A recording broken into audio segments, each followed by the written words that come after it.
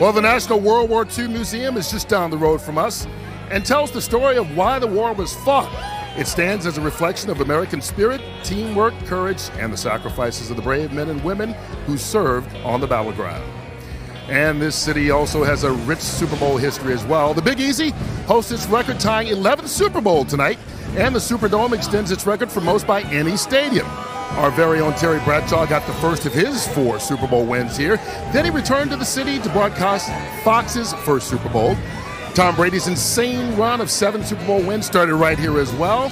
And he's about to call his first Super Bowl as a broadcaster here tonight on Fox. Just about the only thing he hasn't done on this stage. Brady has the record for the most Super Bowl wins, the most touchdown passes. He's got more Super Bowl wins than any franchise. You get the picture. Yep. He's the man, has been the man, continues to be the man, and he is with us right now getting ready to call his first Super Bowl on Fox. Good to see you, Tom.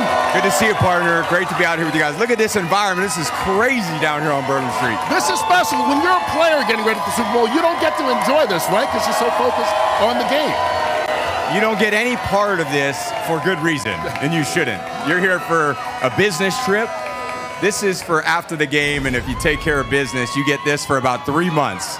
So that's the best part about being in the Super Bowl. Hey, Tom, you're calling this game today, and you and I presented you with your first Super Bowl, so that's pretty cool for me. And like I said on the opening here, I also won my first year. Do you go back and reflect on that and say, God, this is such a cool thing? It's pretty surreal when I think about it. 23 years ago, we were staying in the Ritz, Carlton here, and kind of an underdog at the time. Nobody knew what our organization was all about. And it was a group of guys that came together that was a bit unheralded through the season, and we found our stride at the right time. And from that point on, the expectation and the standard was raised. A lot like when you were with the Steelers, when you were with the Raiders. That's a lot what's going on with the Chiefs right now. When they start training camp, they're preparing for this day, and that's the benefit of being and having that organizational excellence that they do. Speaking of, go ahead, Jimmy. Hey, your guy Gronk's over here sweating. Did he sweat during the ball game? Wow, he's really sweating. I'm dripping all over the place. I'm losing a pound about every 5 minutes. Tom always knows me as a sweater. And actually, sometimes you wouldn't throw me a pass because my gloves were so wet. And every time the football came back to you, you were always so pissed at me. Why are you so sweaty? I did. I really just want you to stay away from me because you are dripping. But speaking of being an underdog, you were an underdog in the first Super Bowl here. I've been an underdog in the Super Bowl against you. Everybody's talking about Kansas City, three-peat. If you're the Eagles, like we wanted to play spoilers. Yeah. Do you think there's more motivation for them just knowing what they could do?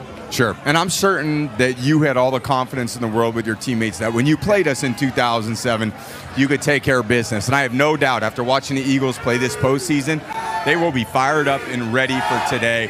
There's not going to be any intimidation factor going against the Chiefs that maybe a lot of other teams would have. And they played a great game against them a few years ago. Came up a little bit short.